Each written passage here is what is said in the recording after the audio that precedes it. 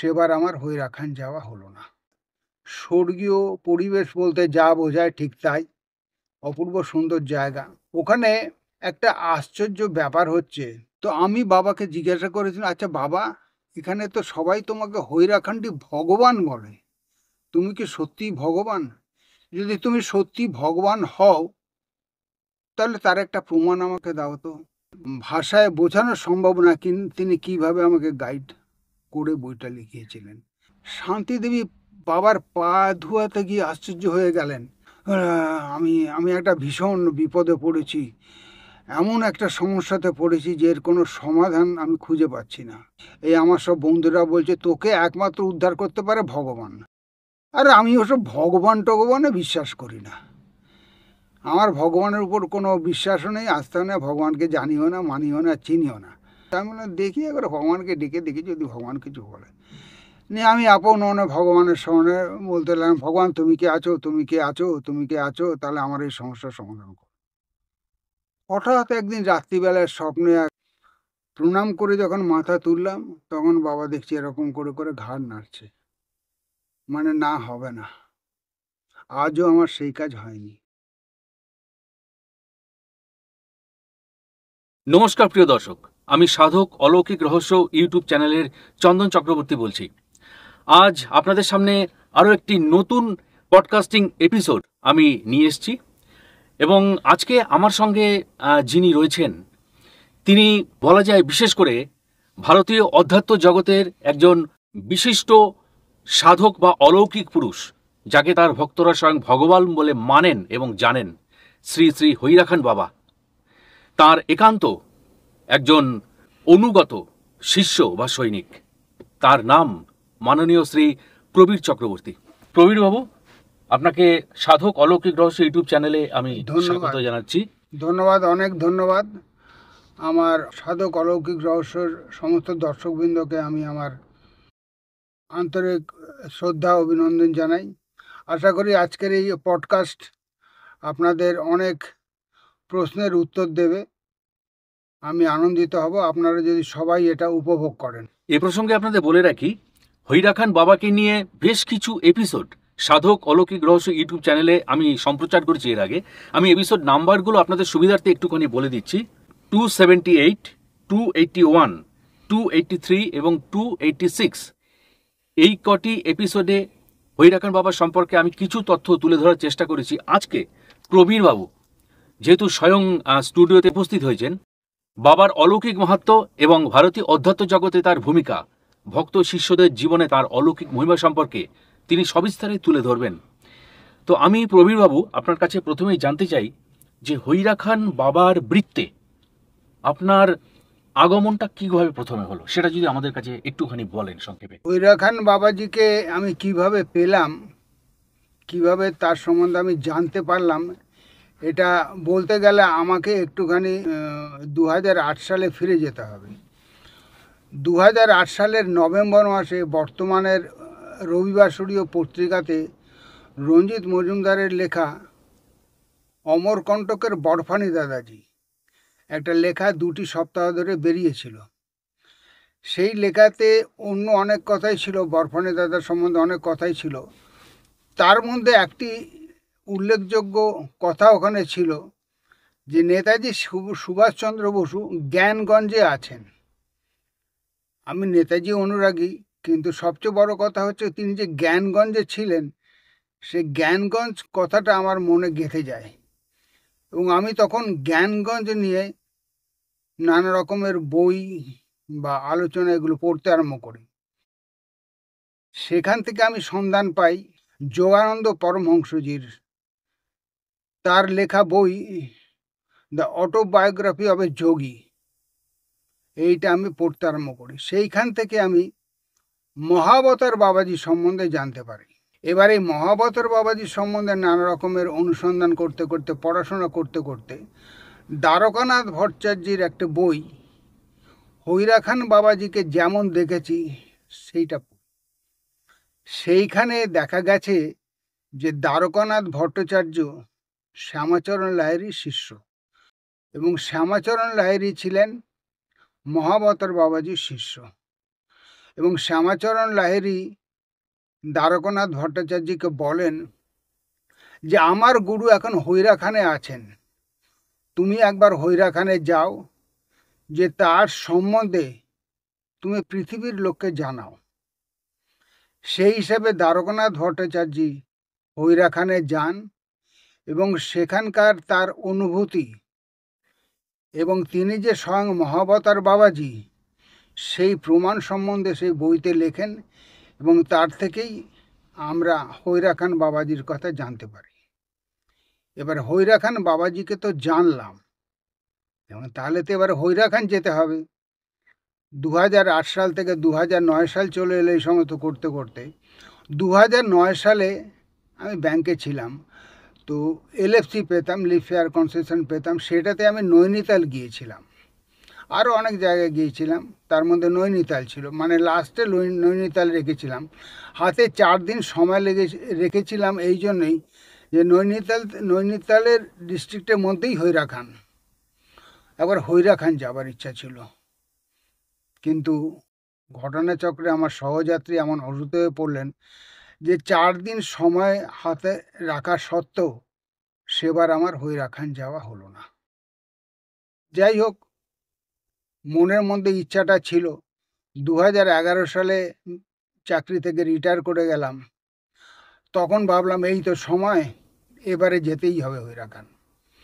এবারে কিভাবে যাব, একা মানুষ, আমার সঙ্গে কেউ নেই, এবং হৈরাখান বাবাজিকে নিয়ে রিসার্চ বলুন বা পড়াশোনা বলুন, যাই বলুন, নানা রকমের অনুসন্ধান করতে করতে গিয়ে দেখেছি কোনো বাঙালি বলতে গেলে প্রায় জানেনই না হৈরাখান বাবাজি কে, হৈরাখান জায়গাটা কোথায়, কিভাবে যেতে কেউ জানে না। নেট ভরসা, ইন্টারনেট ভরসা, ইন্টারনেট সার্চ করতে করতে দেখলাম হৈরাখানের বর্তমান কেয়ারটেকার হচ্ছেন মুনিরাজজি।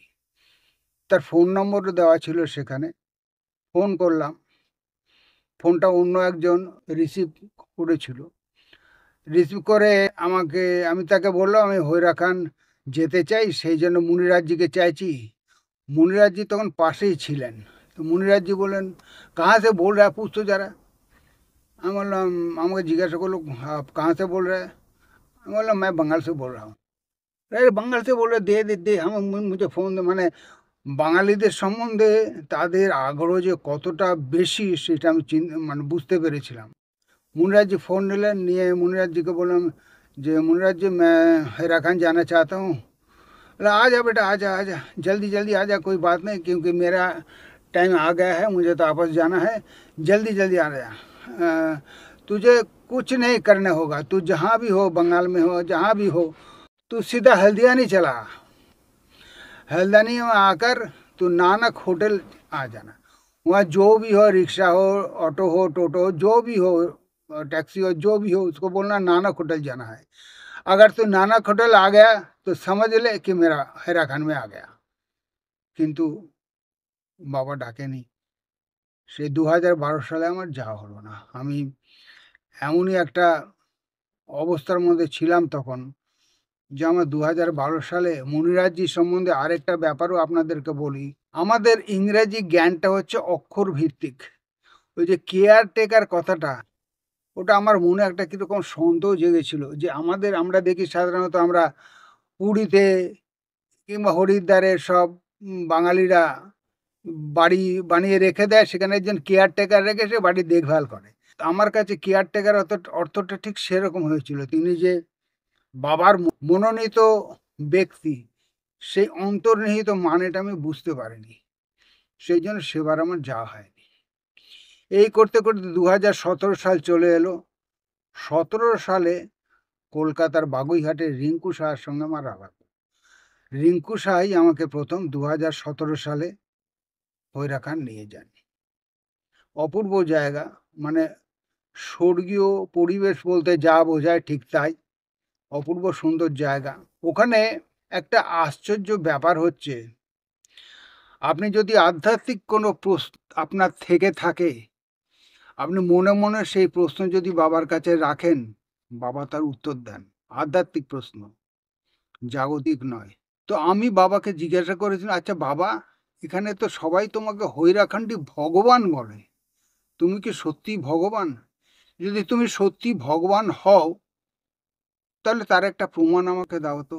তো বাবা সেই প্রমাণ আমাকে দিয়েছিলেন। সেই প্রমাণটা কি প্রমাণ সেটা পরে আমি আপনাদেরকে বলব। এবারে ওখানকার বুক স্টলে বই ঘাঁটতে ঘাঁটতে দেখলাম দ্য টিচিংস অফ বাবাজি বলে একটা বই আছে, যেখানে বাবাজির প্রাত্যহিক ভাষণ নোট করা থাকে।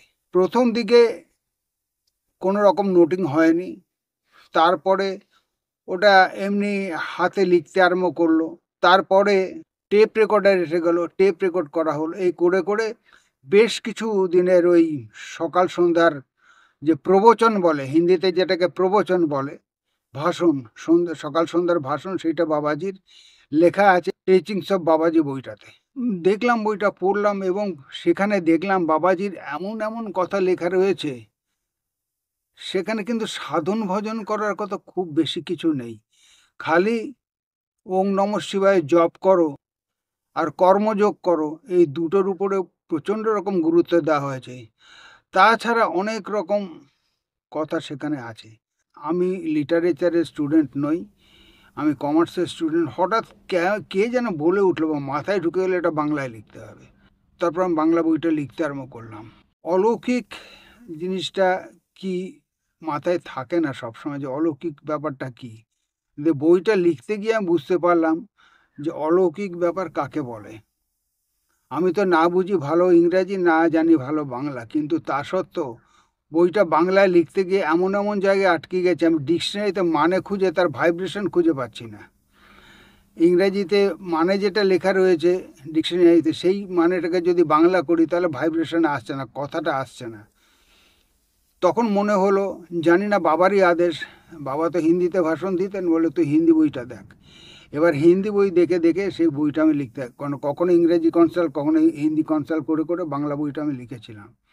এবং এমন অনেক জায়গাতে হয়েছে যেখানে বাবা গাইড করে গেছেন, ভাষায় বোঝানো সম্ভব না, কিন্তু তিনি কিভাবে আমাকে গাইড করে বইটা লিখিয়েছিলেন। যাই হোক, সেইভাবে বইটা লেখা হলো। তারপরে আরও অনেক রকম ঘটনা, এই সমস্ত নানা রকম অভিজ্ঞতা ঘটনা নিয়ে বাবার লীলা প্রসঙ্গে আসতে হয়। লীলা প্রসঙ্গে আসতে গিয়ে প্রথমেই আমি যে কথাটা বলবো সেটা হচ্ছে ধানবাদের সন্তোষ কুমার ভট্টাচার্য এবং তার স্ত্রী শান্তি দেবী, এরা দুজন বৃন্দাবনে গেছেন। বৃন্দাবন ভগবান শ্রীকৃষ্ণের জায়গা, সব জায়গাতেই হরে কৃষ্ণ মহামন্ত্র হচ্ছে নানা রকম। কিন্তু হঠাৎ এক জায়গাতে ওং নমঃ শিবায়, ওং নমঃ শিবায়, ওং নমঃ শিবায়ের কীর্তন দেখে এই দুজন ভাবে যে এখানে কি হচ্ছে, তাহলে একবার যাই তো, ভিতরে ঢুকিত। সেটা হচ্ছে শাম্ব সদাশিব কুঞ্জ। সেখানে ভিতরে ঢুকলেন, দেখলেন একজন ইয়াং ছেলে বাবা বসে আছেন সেখানে, সব ভাষণ দিচ্ছেন, প্রবচন দিচ্ছেন, সবাই তার কাছে যাচ্ছে, প্রণাম করছে। তো এই সন্তোষ ভট্টাচার্য তার স্ত্রী শান্তি দেবীও সেখানে গেলেন। তা দেখে বাবা যেহেতু আননোন ফেস, জিজ্ঞাসা করলো তোমরা কোথা থেকে এসছো, কী ব্যাপার।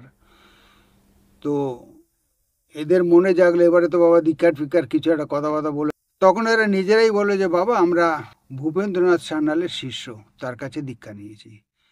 বাবা বললেন, ও সান্যালবাবু তো এখানে আছেন, সান্যালবাবুর কাছে দীক্ষা নিয়েছ, সান্যালবাবু তো এখানে আছেন। চমকে গেল, সান্যালবাবু এখানে আছেন। তখন ওখানে রানাজি ছিলেন একজন, তার কাছে বাবাজি ওদেরকে পাঠিয়ে দিলেন, দেখো তুমি ওদের কাছে যাও, উনি তোমাকে সব কিছু গুছিয়ে নানা রকম কথাবার্তা হলো। সেটা ছিল দুপুরবেলা, ওরা ফিরে গেল। সন্ধ্যের সময় তারা আবার ফিরে এলো। ফিরে এসে দেখলো সবাই ওই বাবাজির পায়ে ফুল দিচ্ছে, জল দিয়ে আগে ধোয়াচ্ছে, ধুয়ে তার ফুল টুল দিচ্ছে নানা রকম। আর শান্তি দেবী মানে সন্তোষ ভট্টাচার্যের স্ত্রী পাশে দাঁড়িয়ে দাঁড়িয়ে সেগুলো দেখছে, তার কাছে কিছুই নেই, ফুল জল কিছুই নেই। তো সবার ফুল জল দেওয়া হলো। তারপরে ওখানকারই একজন ভদ্রমহিলা বললেন যে তুমি কি বাবার পা ধুয়ে জল টল দেবে, ফুল টুল দেবে, কিছু করবে? তো সে বললো আমার কাছে তো কিছুই নেই, জলও নেই, ফুলও নেই। বলে তাতে কি আছে, আমরা দিচ্ছি, আমাদের কাছে জল আছে, ফুল আছে, নাও তোমরা। শান্তি দেবী বাবার পা ধোয়াতে গিয়ে আশ্চর্য হয়ে গেলেন, আরে তো ভূপেন্দ্রনাথ সান্যালের পা। ভূপেন্দ্রনাথ সান্যালের পায়ের একটা ইউনিক ফিচার ছিল, পাটা খুব ছোট এবং খুব সফট, নরম পা, তুলতুলে পা এবং খুব ছোট। আর বাবাজির চেহারা বিরাট, ভারী চেহারা, দশাসই চেহারা, এবং তার পাও বেশ লম্বা পা, চওড়া পা। তারা দেখে আশ্চর্য হয়ে গেল। তখন তারা বুঝতে পারলো যে এ তো সাধারণ কেউ নয়, ইনি তো অতি মানব কেউ। এই হলো তার অভিজ্ঞতা। এবারে চলে আসি ওই আগে যেটা বলেছিলাম, বাবাজি যে স্বয়ং ভগবান তার প্রমাণ। যেদিনকে আমি বাবাজিকে বলেছিলাম যে বাবাজি তুমি যে ভগবান তার একটা প্রমাণ দাও তো, পরের দিন সকালবেলায় আমাদের ওখানে একটা টি স্টল আছে। সেই টি স্টলে আমাদের বাঙালি ভাষায় যেটাকে আড্ডা মারার জায়গা বলে, সেটা আমাদের আড্ডা মারার জায়গা ছিল। আমরা অনেক বাঙালি একসঙ্গে গিয়েছিলাম, বাঙালি 5-6 জন 10-12 জন এক জায়গায় তুলে আড্ডা মারা, একটা সবাই চা খেতে খেতে আড্ডা মারা। তো চা খেতে খেতে নিজেদের মধ্যে গল্প গুজব করছি, হঠাৎ দেখি একটা ইয়াং মেয়ে, মানে আল্ট্রা মডার্ন মেয়ে, জিন্স টি শার্ট পরা, প্রচণ্ড করে যাচ্ছে। আর আমরা বাংলাতে কথা বলছি দেখে সে আমাদের কাছে এসে জিজ্ঞাসা করলো, আপনারা কলকাতা থেকে এসেছেন, বাঙালি? সে বাংলাতেই বলল। আমরা বললাম হ্যাঁ। আমার হঠাৎ কেমন যেন মেয়েটাকে বললাম যে মা তুমি এত করছো কেন বলো তো, একটার পর একটা ধরিয়ে যাচ্ছে এই বয়সে, বা অল্প বয়স, কত 25-26 বছর কি 24 এরকম হয়তো বয়স হবে। আমি আমি একটা ভীষণ বিপদে পড়েছি, এমন একটা সমস্যাতে পড়েছি যে এর কোনো সমাধান আমি খুঁজে পাচ্ছি না। তো আমার এই বন্ধু, ওর সঙ্গে একজন বান্ধবীকে নিয়ে এসেছিলো, বললো, এই বন্ধুকে দেখিয়ে বললো যে এই আমার সব বন্ধুরা বলছে তোকে একমাত্র উদ্ধার করতে পারে ভগবান। আরে আমি ওসব ভগবান টগবানে বিশ্বাস করি না, আমার ভগবানের উপর কোনো বিশ্বাসও নেই, আস্থা নেই, ভগবানকে জানিও না, মানিও না, চিনিও না। কিন্তু এরা যখন বলছে যে ভগবান ভগবান ভগবান করছে, আমি বললাম দেখি এবার ভগবানকে ডেকে দেখি যদি ভগবান কিছু বলে। নিয়ে আমি আপন মনে ভগবানের সামনে বলতে লাগলাম, ভগবান তুমি কে আছো, তুমি কে আছো, তুমি কে আছো, তাহলে আমার এই সমস্যার সমাধান করো। হঠাৎ একদিন রাত্রিবেলায় স্বপ্নে এক দিব্যকান্তি মহাপুরুষ এলেন, এসে বললেন তুই ভগবান খুঁজছিস, তো হইরা খান চলে যা। বলে বাবা হইরা খান, সেটা আবার কোথায়, কি করে যাবো হইরা খান? তো কিচ্ছু করতে হবে, হলদিয়ানে চলে যা, যেখানেই থাকিস হলদিয়ানে চলে যাবে, বাস ট্রেন যা হোক করে তুই হলদিয়ানি চলে যাবি। হলদিয়ানি সবাই জানে, সবাই চেনে, সব জায়গা থেকে ট্রেন হলদিয়ানিতে যায়। হলদিয়ানিতে স্টেশনে নেমে এবার তুই ওখানকার ট্যাক্সি ফ্যাক্সি এটা ওটা করে বলবি যে হইরাখান যাও, তোকে হইরাখান নিয়ে যাবে। তো মেয়েটি বলছে আমি তো এলাম, হলদিয়ানি এলাম, কিন্তু কেউ সেখানে হইরাখান নামই জানে না। এই তো আচ্ছা বিপদ হলো, হলদিয়ানি পর্যন্ত এলাম, হইরাখানের নাম বলছি, এখানে কেউ হইরাখান চেনেই না। এই যখন হইরাখান হইরাখান হইরাখান হইরাখান বলে সব হলাচিল আরম্ভ হয়ে গেছে ওদের নিজের মধ্যে, কাঁ হইরাখান কাঁ, নিজে করতে করতে হঠাৎ এক ট্রাক ড্রাইভার এলো। ট্রাক ড্রাইভার এসে বললো তোমরা হইরাখান যাবে? আমরা বললাম হ্যাঁ হইরাখান যাবো। বলে দেখো হইরাখান একটা ছোট গ্রাম, সেখানে কোনো রকম জিনিস ফিনিস পাওয়া যায় না। আমি প্রত্যেক দিন এই হলদিয়ানি থেকে ওদের মানে সোজা ভাষায় ডেইলি নিডস বলতে যা বোঝায় সেগুলো আমি নিয়ে যাই, ট্রাকে করে নিয়ে যাই। তোমরা চাইলে আমার সাথে ট্রাকে করে যেতে পারো, তবে একটা শর্ত, সেটা হচ্ছে তোমরা দুজন মেয়ে, আমি ড্রাইভারের পাশের সিটে তোমাদের বসাতে পারবো না। মানে তাহলে আমরা কিভাবে যাব? বলে ট্রাকের ওই ড্রাইভারের সিটের উপরে যে ডিকি থাকে সেইখানে চড়ে যদি তোমরা হইরাখান যেতে পারো তাহলে চলো। ঠিক আছে তাই যাব। তো বলছে সেইভাবে আমরা ট্রাকের ডিকিতে চড়ে এখানে এসছি। তারপর আমাকে মেয়েটি বলে এখানে কি ভগবান থাকেন? মানে দেখো ভগবান তোমাদের, উনি তো নিজেই তোমাকেই স্বপ্ন দিয়েছে, তোমাদের ডেকে এনেছে, এবারে যাও ভিতরে গিয়ে দেখো উনি যিনি আছেন তার কাছে তোমার মনে যা কিছু প্রার্থনা সেটা এখানে বলো। আশ্চর্যের ব্যাপার, তারপরে আমি আর ওই দুটো মেয়ের কোনো দিন দেখা পাইনি। আমরা ওখানে প্রায় 6-7 দিন ছিলাম, তারপরে মেয়ে দুটোর আমি আর কোনো দেখা পাইনি। বাবা তো ভগবান বলে নিজেকে প্রমাণ দিলেন, কিন্তু আমি ভুলে গিয়েছিলাম, সম্পূর্ণভাবে ভুলে গিয়েছিলাম। 2022 সালে একটা ঘটনা ঘটলো। হাজার হলো আমরা সাংসারিক মানুষ, তো নানা রকম সমস্যা, দুঃখ দুর্দশা, নানা রকম ব্যাপার ট্যাপার থাকে। তো একদিন বাবাকে বললাম বাবা ভগবান না চাই, ভগবান না চাই, কিছুই তো করো না, এত সমস্ত কিছু দেখছো, এত দুঃখ কষ্টে আছি, কিছুই তো করতে পারছে না, তো ভগবান না চাই। একটা ভাইব্রেশনের আওয়াজ এলো। তোকে এত বড় একটা প্রমাণ দিলাম, তাও তুই আমাকে ভগবান বলে মানবি না? তখন আমার মনে হলো, ও তাই তো, সেই মেয়েটা যে ভগবান মানে না, তাকে বাবা স্বপ্ন দর্শন দিয়ে হইরাখানে নিয়ে এসেছিল। সত্যিই তো বাবা ভগবান। এইভাবে তিনি তার ভগবানত্বের প্রমাণ দেন, এবং তখন থেকে আমি একদম দৃঢ়ভাবে বিশ্বাসী যে হৈরাখণ্ডে ভগবান সত্যিই ভগবান। তিনি সবার হৃদয়ে বিরাজমান। এই যে আমাকে যে কথাটা উনি বললেন, এটা কিন্তু আমার আপনার মতন মুখে মুখে বলেনি, কান দিয়ে আমি শুনিনি। আমার হৃদয়ের থেকে একটা এমন একটা ভাইব্রেশনের মতন এলো, যেন তিনি বলছেন সামনে দাঁড়িয়ে কথাটা, যে এই ব্যাপার। সেই জন্য তিনি যে ভগবান, সে ব্যাপারে কোনো সন্দেহই আমার মনে আর নেই। আশা করি আপনারাও ব্যাপারগুলো, যারা দর্শক যারা দেখছেন, ব্যাপারগুলো নিজেদের মন দিয়ে বিশ্বাস করে দেখবেন, বুঝতে পারবেন। বিশ্বাসটাই হচ্ছে আসল কথা। হৈরা খানের মন্দিরে আপনারা যদি কোনোদিনও যান, যখন যাবেন মন্দিরে ঢোকার সময় সোজা ঢুকে গিয়ে দেখবেন এই হৈরা খান বাবাজির ফটো আছে। সেই ফটো কিন্তু পুজো হয় না, ফটোটা আছে, বিরাট বড় ফটো, খুব সুন্দর ফটো, সবকিছু আছে। তার উল্টো দিকে দেখবেন একটা ছোট্ট মন্দির আছে, সেই মন্দিরটা বাবাজির প্রতিষ্ঠা করা। সেই মন্দিরে শিবলিঙ্গ আছে, আর সেখানে যার মূর্তি বসানো আছে তিনি হচ্ছেন মুনীন্দ্র মহারাজ, যাকে কর্তা টুপিওয়ালা বাবা বলে সবাই জানে, চেনে। এই কর্তা টুপিওয়ালা বাবা মুনীন্দ্র মহারাজ, ইনার আবির্ভাব হয়েছিল 1860 সালে। 1922 সাল পর্যন্ত উনি ছিলেন। এবং মুনীন্দ্র মহারাজের শিষ্য মহেন্দ্র মহারাজ, মহেন্দ্র মহারাজকে তার পুনরাগমন, আবার যিনি তিনি আসবেন, তার সমস্ত নির্দেশনা, আভাস ইঙ্গিত সমস্ত দিয়ে যান। মুনীন্দ্র মহারাজ জিজ্ঞাসা করেন, বাবা আপনাকে কিভাবে আমরা আইডেন্টিফাই করবো যে আপনি এসছেন? একটা মন্ত্র বলে দেন, যে তিনি আবার যখন আসবেন, যে এই মন্ত্রটা পড়বে জেনে রাখবে তিনি আমি। তো সেইভাবে এই এখনকার যিনি আমরা যার কথা বলি হৈরা খান বাবাজি, তিনি এসেছিলেন 1970 সালে। যে কথাটা বলছিলাম, ওই মুনীন্দ্র মহারাজের মূর্তি ওখানে আছে। মূর্তিটা যে কতটা জীবন্ত তার প্রমাণ আমি পেয়েছি। আপনারা যদি কখনো ওখানে কোনোদিনও যান, তবে তার কাছে নিজের প্রার্থনা জানালে, আশা করি যদি সেইভাবে প্রার্থনা জানান, তিনি তার উত্তর দেন।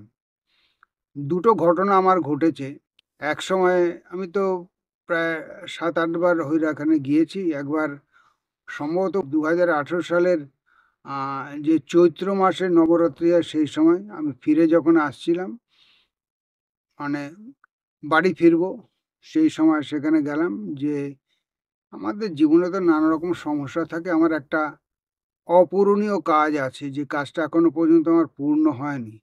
তো বাবাকে প্রণাম করে বলেছিলাম যে বাবা, এর পরের বার যখন আসবো তখন যেন তোমাকে খবর দিতে পারি যে আমার কাজটা হয়ে গেছে। প্রণাম করে যখন মাথা তুললাম, তখন বাবা দেখছি এরকম করে করে ঘাড় নাড়ছে, মানে না, হবে না। আজও আমার সেই কাজ হয়নি।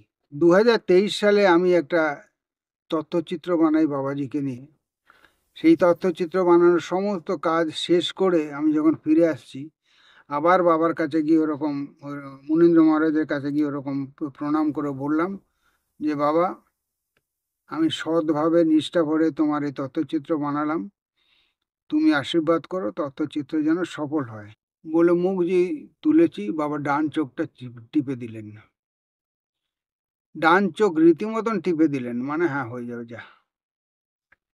তো এই হচ্ছে মুনীন্দ্র মহারাজ। এই প্রসঙ্গে আমি একটা ছোট্ট কথা বলে রাখি, যে এই মুনীন্দ্র মহারাজের মূর্তি বৃন্দাবনের শাম্ব সদাশিব কুঞ্জে আছে, এবং সেখানে প্রত্যেক বছর ফাল্গুন মাসের শুক্ল চতুর্থী তিথিতে প্রাকট্য উৎসব হয়। এই প্রাকট্য উৎসব হচ্ছে এই বাবাজির এই মূর্তি যখন প্রতিষ্ঠা করা হয়, এই দিনকেই বাবার শরীর থেকে ঘাম ঝরতে দেখা যায়, এবং বুকে কান পেতে ধুকপুক আওয়াজ, মানে হৃদযন্ত্র সচল হওয়ার শব্দ শোনা যায়। সেই জন্য বাবা ওই দিনকে প্রকট হয়েছিলেন বলে সেটাকে প্রাকট্য উৎসব বলে বৃন্দাবনের শ্যামসদা শিবকুঞ্জে ওই দিনটা পালন করা হয়। এই বছরে সেই দিনটা পড়েছে আগামী 2026-এর 21শে ফেব্রুয়ারি। এবং এই মুনীন্দ্র মহারাজের অলৌকিকতা এটা আপনি ওখানে গেলে দেখলে বুঝতে পারবেন। এবং এই মুনীন্দ্র মহারাজই পরে নূতন অবয়বে এই এখনকার আমরা যার কথা বলছি হৈরাকান বাবাজি, তিনি অবতীর্ণ হন। 1970 সালে অবতীর্ণ হন। 1984 সালে 14ই ফেব্রুয়ারি পর্যন্ত ছিলেন, তারপরে তিনি দেহ রাখেন।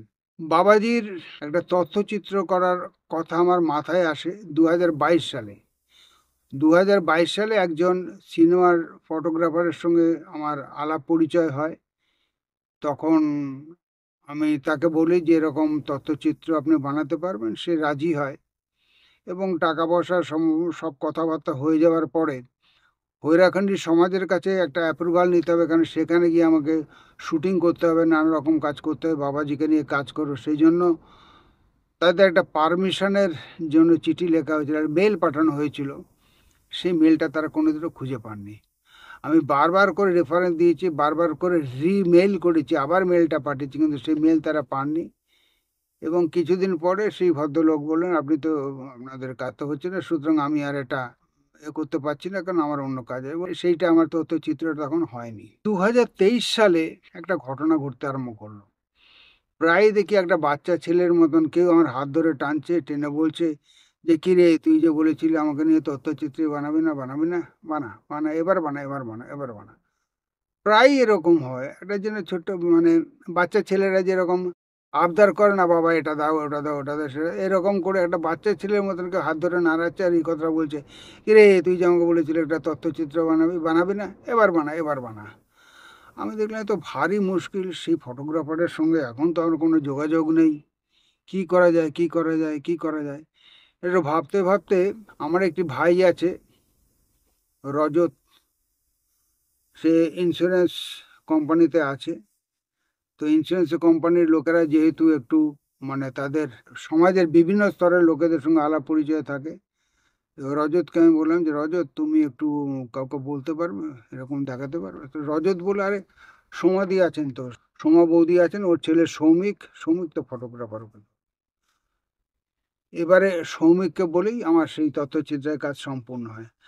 আশ্চর্যের ব্যাপার যেটা, এত কথা বলার আমার উদ্দেশ্য এই, বাবার যাকে পছন্দ হবে না তাকে দিয়ে কাজ করে। ওই যে আগেকার ফটোগ্রাফার, তাকে বাবার পছন্দ হয়নি, তাকে বাবার পছন্দ হয়নি। সৌমিকের মধ্যে নিষ্ঠা আছে, একাগ্রতা আছে, আগ্রহ আছে, সমস্ত কিছু আছে, আধ্যাত্মিক চেতনা আছে। সবচেয়ে বড় কথা যেটা, এই সমস্ত তথ্যচিত্র তো বাবাকে নিয়ে তথ্যচিত্র করা মানে সেটা তো কোনো সাধারণ তথ্যচিত্র নয়। আধ্যাত্মিক জ্ঞান তো তার থাকতে হবে। বাবার ওই সৌমিককেই পছন্দ হয়েছিল দেখে সৌমিককে দিয়েই আমি এই তথ্যচিত্রটা করতে পেরেছিলাম। এবং সেখানেও হৈরাখণ্ডী সমাজের প্রচুর বাধা, প্রচুর বাধা। সৌমিক আমাকে বলেছিল যে 7 দিনের সময় লাগবে, না হলে আমি পুরো শুটিং কমপ্লিট করতে পারবো না। ওরা আমাকে 7 দিন থাকতেই দিতে দেয়নি। প্রথমে 3 দিন দিয়েছিল, তারপর 4 দিন দিল। তারপরে যখনই শুনলো যে আমরা আদি কৈলাসে গিয়ে, ছোটা কৈলাস যেটাকে বলে, আদি কৈলাসে গিয়ে শুটিং করেছি, তখন ভাবলো সামথিং ইজ দেয়ার বলে আস্তে আস্তে আমাদের 7 দিনের এক্সটেনশন দিয়েছিল। কিন্তু প্রচুর অবস্ট্রাকশন আমাদের দেওয়া হয়েছিল। এবং মন্দিরে যেটা আমি কোনোদিনও দেখিনি, যে ভিডিও ফটোগ্রাফি নট অ্যালাউড, আমি তো এতদিন ধরে যাওয়াটা করছি, কোনোদিন লেখা ছিল না। এবং আমরা যখন গেলাম ওখানে, হৈরাখানে গেলাম শুটিং করার জন্য, তখনই দেখলাম মন্দিরে লেখা যে ভিডিও ফটোগ্রাফি নট অ্যালাউড। এবং যেগুলো লেখা সেগুলো দেখেই বোঝা যাচ্ছে, কাগজের উপরে কম্পিউটার অ্যাডিং করে ওটা পেস্ট করা, তার আঠাটা যে নরম সেটা হাত দিয়ে টেনেই বোঝা গেছে, মানে আমরা আসার ঠিক আগে আগেই ওটা লাগানো হয়েছে। এরকম ধরনের বাধা বিপত্তিকে অতিক্রম করে সৌমিক আইন কানুন জানে, ও এই ব্যাপারটাতে তথ্যচিত্র বানানোতেও খুব এক্সপার্ট, এবং ও যথেষ্ট পড়াশোনা আছে, নলেজ আছে। ও বললো যে যেটু 10 সেকেন্ড পর্যন্ত কেউ কোনো অবজেকশন আমাকে দিতে পারে না, এবং আমরা যা দেখানোর ওই 10 সেকেন্ডের মধ্যেই দেখিয়ে দেবো। এটা মতো আইন কানুনের ফাঁক ফোকরগুলো সৌমিকের মতন একজন অভিজ্ঞ লোক পেয়েছিলাম দেখে। এবং সবচেয়ে বড় কথা, বাবার আশীর্বাদ, বাবা সেই জন্যই সৌমিককে বেছে নিয়েছিলেন যে একে দিয়েই হবে। এবারে আসি বাবার ওই পছন্দ অপছন্দ যেরকম সিনেমার ব্যাপারে বললাম, সেরকম বাবার মন্দিরে ফুল। আমি যখনই হৈরাখানে যাই, ফিরে আসি, আসার আগে ওখানকার যে পুরোহিত আছেন তাকে বলি যে, "বাবা কিছু ফুল আর প্রসাদ আমাকে দাও।" তো মানে প্রসাদটা দিতে ওনার কোনো অসুবিধা হয় না, প্রসাদ দিয়ে দেন। ফুলও আমাকে দিয়ে দিলেন। তো ফুলটা দেবার আগে উনি অনেকক্ষণ চুপ করে থাকলেন। কি সব বিড়বিড়, বিড়বিড় করে উনি সবসময় ওং নমঃ শিবায়, ওং নমঃ শিবায় বলেন। তার সাথে সাথে কিছুক্ষণ বসে থেকে তারপরে ফুলটা এনে আমাকে দিল। দিয়ে আমাকে বলছে, "বাবার মন্দির সবসময় বন্ধই থাকে। ওই যে মুনীন্দ্র মহারাজ যেখানে থাকেন, যেখানে শিবলিঙ্গ আছে, সেই মন্দিরটা সবসময় বন্ধ থাকে। যখন দরকার হয় ওটা খুলে আবার ফুল-টুল বের করে দেন।" তো পুরোহিত বলছেন যে, "কেউ যখন ফুল চাইতে আসে আমার খুব টেনশন হয়। কেন জানেন? একবার একজন ফুল চাইতে এসেছিল। আমি দরজা খুলে মন্দিরে গিয়ে দেখি একটাও ফুল নেই। একদম ক্লিন একদম। একদম সাফা পুরা। একটাও ফুল নেই। আমি বাইরে এসে বললাম যে, "ফুল তো নেই।" আবার দরজা বন্ধ করে দিল। সে ফুল নেই, সে তো বেরিয়ে গেল। তার কিছুক্ষণ পরেই আরেকটা লোক এলো। এসে বলল, "আমাকে ফুল দাও।" তা আমি বললাম, "ফুল নেই, যাও।" এবং সেই লোকটা বলল, "ফুল নেই যা বলছো? মন্দিরটা খুলে আগে দেখো, ফুল নেই বলছো? মন্দির আগে খোলো। আগে থেকে বলে দিচ্ছ ফুল নেই। মন্দির খোলো।" এবার মন্দির খুলে দেখি সেখানে ফুলে ভর্তি। সেই জন্যই আমার টেনশন। বাবা যে কাকে ফুল দেবেন আর কাকে যে ফুল দেবেন না, এইসব অলৌকিক ঘটনা চোখে না দেখলে আপনারা বিশ্বাস করতে পারবেন না। অনেকেরই মনে হতে পারে যে কথাগুলো হয়তো ঠিক না। কারণ আধুনিক যুগের মানুষ অনেক বেশি সায়েন্টিফিক রিজন খোঁজেন, বিজ্ঞান ভিত্তিক রিজন খোঁজেন। কিন্তু অলৌকিকত্ব যেখানে ভগবানের কাজ হয় সেখানে কিন্তু কোনো সায়েন্স মানে না। এটা সবাইকে জানতে হবে। বৃন্দাবনের নিধিবনে গেলে আপনারা রাত্রিবেলাতে কেউ থাকতে পারবেন না। অলৌকিকতা এখনো আছে এবং সেখানে যা কিছু হয় অলৌকিকভাবে, কিন্তু ভগবান কারো ক্ষতি করেন না। এবারে বলি বাবার সম্বন্ধে কয়েকটি কথা। বাবা কিন্তু তাকে কেউ অবমাননা করলে তিনি সেটা সহ্য করতে পারেন না। আজকের এই পডকাস্ট আরম্ভ হওয়ার আগে যে আগেকার যে রেফারেন্সগুলো দেওয়া হয়েছে সেখানে অনেক ঘটনা এরকম বলা হয়েছে। সবকটা ঘটনা আমি রিপিট এখানে করব না। খালি একটা রিসেন্ট ঘটনা বলি। কিছুদিন আগেই ঘটনাটা ঘটে গেছে। একজন বাবাজির ফটো দেখে বিরূপ মন্তব্য করেছিল। যখন সে বিরূপ মন্তব্যটা করলো, তখনই আমার মনে হলো, যাহ গেল রে, আবার একটা কিছু সর্বনাশ না হয়। দুর্ভাগ্য, কিছুদিনের মধ্যে তার একটা অ্যাক্সিডেন্ট হয়েছে এবং সিভিয়ারলি ইনজুর্ড। এটা হয়তো অনেকেই মানবে না, কিন্তু ওই যখনই ওই কথাগুলো মানে বিরূপ মন্তব্য করা হয়, তখনই আমি জানি যে কেন এর আগেকার অভিজ্ঞতা আমার আছে, যেগুলো আগের এপিসোডে আমি আমার মুখের কথা এখানে বলা হয়েছে। অনেকগুলো ঘটনা ঘটে গেছে আমার জীবনে, সেটা এখানে রিপিট করতে চাইছি না। এইটা নতুন সংযোজন দেখেই এখানে বললাম যে বাবা কিন্তু এটা সহ্য করেন না। উল্টো দিকে বাবা কিরকম সাহায্য করেন, আমি বাবার কোনো সাহায্য চাইনি, কিন্তু তা সত্ত্বেও বাবা আমার পাশে ছিলেন। ঘটনাটা হচ্ছে 2022 সালের 11ই জুন আমার একটা স্পাইন সার্জারি হয়। স্পাইন সার্জারি হওয়ার পরে অপারেশন শেষ হয়ে গেছে। আমার অ্যানাস্থেসিয়া হয়েছিল। সেই অ্যানাস্থেসিয়ার ওভার হয়ে গেছে জাগানোর জন্য। ডাক্তার বললেন, "মিস্টার চক্রবর্তী, আপনার অপারেশন হয়ে গেছে। আপনি আস্তে, আস্তে নিজের জায়গায় ফিরে আসুন।" আমি বললাম, "আমার অপারেশন হয়ে গেছে কি? আমি তো এতক্ষণ হৈরাখানে ছিলাম।" আমি তো হৈরাখানের ওই গৌতমী গঙ্গার পাশে ওই যে 108 সিঁড়ি আছে তার উপরটাতে দাঁড়িয়ে আমি দেখছিলাম একজন দীর্ঘাঙ্গ পুরুষ, অনেক লম্বা, সেই গৌতমী গঙ্গা থেকে আরম্ভ করে সেই আদি কৈলাস পর্যন্ত একটা লম্বা সাদা একটা ড্রেস পরে আলখাল্লা পরে দাঁড়িয়ে আছেন। আর গৌতমী গঙ্গাতে প্রচুর লোক, প্রচুর সমাগম। আমি তো এতক্ষণ এই সমস্ত দেখেছি। এবং আশ্চর্যের বিষয় যে অপারেশন হয়ে গেছে আমি কিছুই বুঝতে পারিনি। আমি ওই সময় ওই তন্দ্রার মধ্যে আমি ওই সব দেখেছি। এবং অপারেশন হয়ে যাওয়ার পরে আমাকে যখন বেডে দিল, আমার কয়েকজন বন্ধু বান্ধবকে একটু খবর দিতে হয়। তাদেরকে আমি যখন ফোন করে খবর দিচ্ছি, তখন তারাই বলছে, আরে তোর এর মধ্যে সেন্স ফিরে গেছে, তোর গলার আওয়াজ শুনলে তো মনে হচ্ছে না যে তোর একটা অপারেশন হয়েছে। এইটা হচ্ছে বাবাজির আশীর্বাদ। মানে সেটা চিন্তা করা যায় না। তারাই আশ্চর্য হয়ে গেছে, আরে তোর তো গলার আওয়াজের মধ্যে কোনো একটা 8 ঘন্টা ধরে অপারেশন হয়েছে, সকাল 8:30 থেকে দুপুর 1টা 1:30 পর্যন্ত সেই অপারেশন হয়েছিল। তো এত লম্বা অপারেশন, তারপরেও আমি কিছু বুঝতেই পারিনি এত বড় একটা অপারেশন হয়েছে। বাবাজির এই হচ্ছে কৃপা, বাবাজির এই আশীর্বাদ, এবং আমি অত্যন্ত সৌভাগ্যবান বলে নিজে মনে করি যে বাবাজির এই আশীর্বাদ আমি পেয়েছি, এবং বাবাজিকে যেহেতু স্বয়ং ভগবান বলে মনে করি, বাবাজির এই আশীর্বাদ আমি পেয়েছি। এই প্রসঙ্গে নিজের সম্বন্ধে একটা কথা বলে নিই এই ফাঁকে, যে মেটেরিয়াল ওয়ার্ল্ডে I am not at all a successful man. আমি কোনো সফল পুরুষ নই, না চাকরি জীবনে না অন্যান্য। মেটেরিয়াল ওয়ার্ল্ড বলতে যা বোঝায় পার্থিব জগতে, আমি কিন্তু কোনো সফলতা পাইনি। কিন্তু এই যে সফলতা পাইনি, সেটাই আমার কাছে বিরাট আশীর্বাদ। আমি মেটেরিয়াল ওয়ার্ল্ডে যদি সফলতা পেতাম, তাহলে সেই সফলতাতেই আমি ডুবে থাকতাম। আমার মাথায় কখনো ঈশ্বর চিন্তা ঢুকতও না।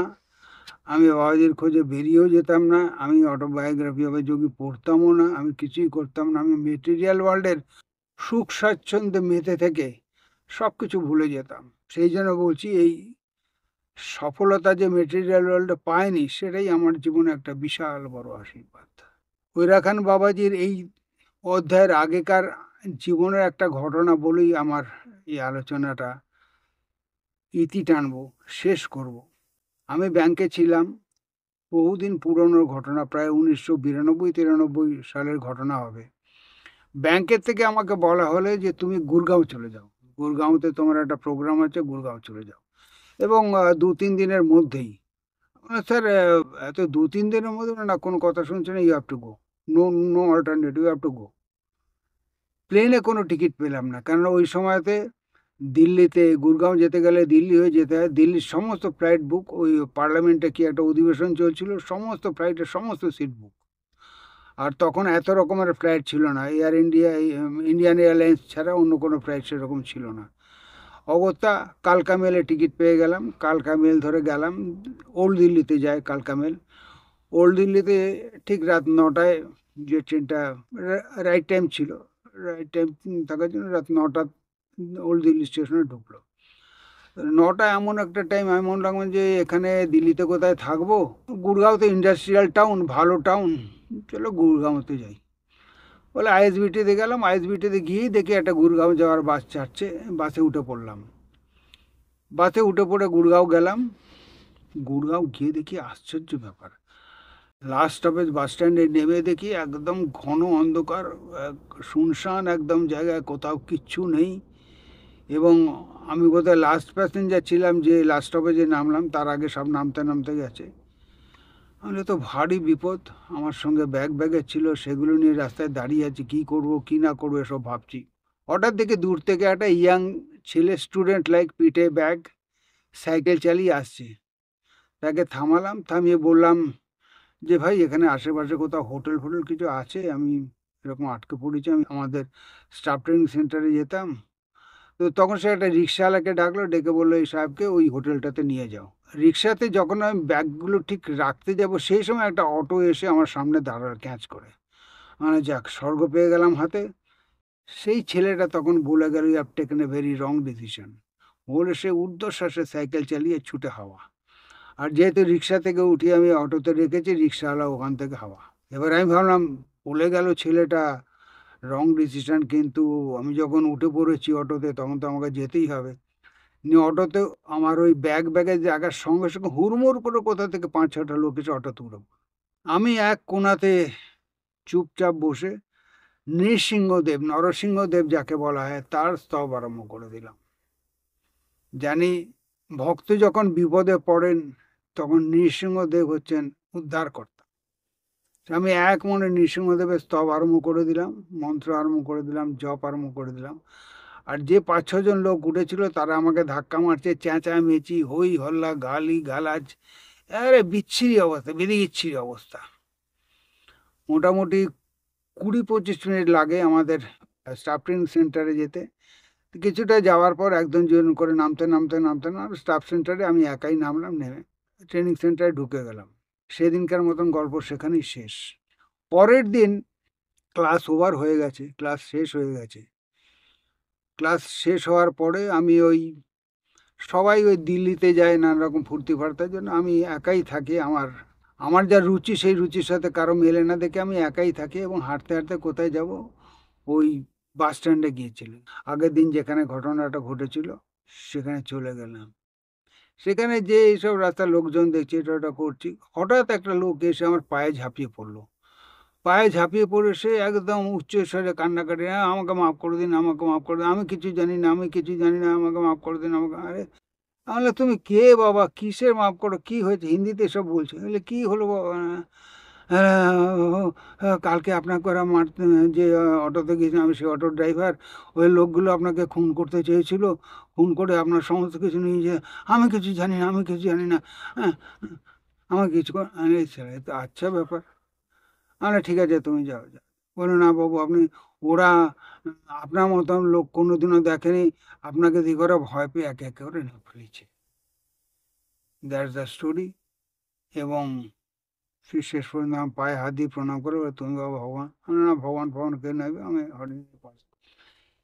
এই যে ঘটনাটা, আমি একটা কথাই বিশ্বাস করি, অন্তঃকরণ দিয়ে, বিশ্বাস দিয়ে যদি ভগবানকে ডাকা যায়, ঈশ্বরকে ডাকা যায়, সে যে কোনো তার রূপ হতে পারে, নৃসিংহদেব হতে পারে, রামচন্দ্র হতে পারেন, শিব হতে পারেন, কালী হতে পারেন, দুর্গা হতে পারেন, সেটা কোনো ব্যাপার না।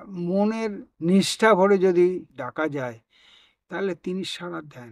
অনেক কথা হলো, শেষে একটা কথাই বলবো, সর্বে ভবন্তি সুখিনো, সর্বে সন্তু নিরাময়, সর্বে ভদ্রাণি পশ্যন্তু, মা কশ্চিৎ দুঃখ ভাগবত।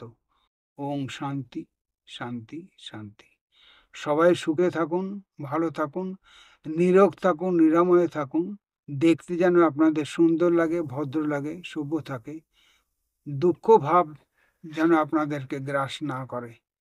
ওম শান্তি, ওম শান্তি, ওম শান্তি। প্রিয় দর্শক, এতক্ষণ মাননীয় শ্রী প্রবীর চক্রবর্তীর ব্যক্তিগত উপলব্ধি, ব্যক্তিগত দৈব অলৌকিক মহিমা, যেগুলো বেশিরভাগই শ্রদ্ধেয় মহামানব স্বয়ং ভগবান শ্রী শ্রী হৈরাকান বাবাকে নিয়ে কেন্দ্রীভূত হয়েছে। আপনারা এই অলৌকিক ঘটনাগুলোই তো শুনতে চান, এই অলৌকিক মহিমাগুলিই তো আমরা সবাই উপলব্ধি করতে চাই। আজকে প্রবীরবাবু তার এই গুরুত্বপূর্ণ দুর্লভ উপলব্ধি এবং অভিজ্ঞতাগুলি আমাদের সঙ্গে অত্যন্ত সুন্দরভাবে ভাগ করে নিলেন। আমরা আশা করব তার এই আলোকবর্তিকা আপনাদের প্রত্যেকের হাতে হাতে ধরা থাকবে। আপনারা প্রত্যেকেই ভারতের সনাতন সংস্কৃতি, সনাতন হিন্দু ধর্মের এই মহিমান্বিত অভিজ্ঞতাগুলিকে শুধুমাত্র নিজেদের মধ্যে সীমাবদ্ধ না রেখে প্রত্যেকের কাছে পৌঁছে দেবেন। কিভাবে পৌঁছে দেবেন? অবশ্যই পৌঁছে দেবেন আলোচনার মাধ্যমে, অবশ্যই পৌঁছে দেবেন শ্রদ্ধা ভালোবাসার মাধ্যমে, এবং অবশ্যই পৌঁছে দেবেন এই চ্যানেলটির এই ভিডিওটিকে অসংখ্যবার, অসংখ্য জনের কাছে শেয়ার করে। আর তার সাথে সাথে যারা এই চ্যানেলের নিয়মিত দর্শক কিন্তু এখনও সাবস্ক্রাইব করেননি, তাদের কাছে বিনীত অনুরোধ, আপনারা অবশ্যই চ্যানেলটির সাথে থাকবেন, এই চ্যানেলটিকে সাবস্ক্রাইব করবেন। অপর মানুষদেরও যারা এই ধরনের কন্টেন্ট দেখতে ভালোবাসেন, খুঁজে বেড়াচ্ছেন কিন্তু এখনো পাননি, তাদের কাছে এই চ্যানেলটিকে পৌঁছে দেবেন। আমরা সাধক অলৌকিক রহস্য ইউটিউব চ্যানেলের পক্ষ থেকে মাননীয় প্রবীর বাবুকে অসংখ্য ধন্যবাদ জানাই, কৃতজ্ঞতা জানাই। তিনি বর্ধমান থেকে আজ আমাদের স্টুডিওতে এসে তার এই মূল্যবান সময়টুকু আমাদের দিয়ে তার এই দুর্লভ অভিজ্ঞতাগুলি আমাদের সাথে ভাগ করে নিল। আমরা তার সুস্থ দীর্ঘ জীবন, মানসিকভাবে এবং দৈহিকভাবে তার সুস্থতা কামনা করছি। সকলকে অসংখ্য ধন্যবাদ। নমস্কার। নমস্কার। আপনার জীবনে যদি কোনো দৈব অলৌকিক সত্য ঘটনা থাকে, তবে আপনি সরাসরি সাধক অলৌকিক রহস্য চ্যানেলের স্টুডিওতে এসে আমার সঙ্গে পডকাস্টে অংশ নিতে পারেন। হোয়াটসঅ্যাপে আপনার পরিচয় দিয়ে যে নম্বরে আমার সঙ্গে যোগাযোগ করবেন, সেই হোয়াটসঅ্যাপ নম্বরটি হল 9875585972।